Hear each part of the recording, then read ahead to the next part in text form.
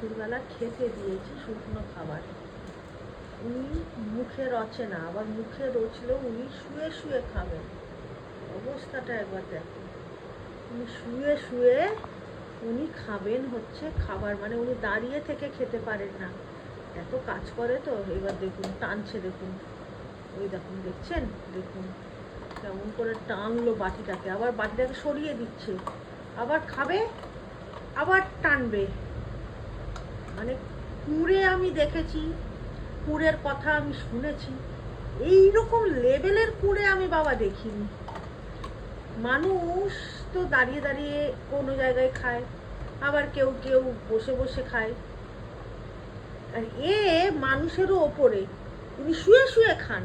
এই যে পুরো একদম শরীরটাকে ছেড়ে দিয়েছে, দিয়ে আবার ওটাকে মুখে করে টানছে, দিয়ে খাচ্ছে, আবার সরিয়ে দিচ্ছে। মানে এত লেভেলের কুড়ে, এত লেভেলের কুড়ে, কি জানি কার মতো হয়েছে, মনে হয় বাবার মতো হয়েছে। বাবাও এরকম জানেন তো, সেই জন্য এরকম দেখেছি। কার বাড়িতে এরকম করে, কার বাড়ির মানে এই সদস্যগুলো কুড়ে, আমাকে একটু কমেন্টে জানাবেন তো। যাই, আমরাও খেতে যাই, ওনার কুড়েমি দেখবো নাকি আমরা নিজেদের খাবার খাবো।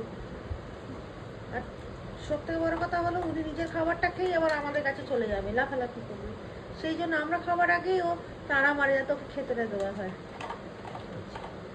রয়্যাল ক্যানিংয়ের খাবার খায়, ওর ওয়েট অনুযায়ী মাপ আছে সেইটা, ও শুয়ে শুয়ে খায়, এইটা হচ্ছে ওর স্টাইল।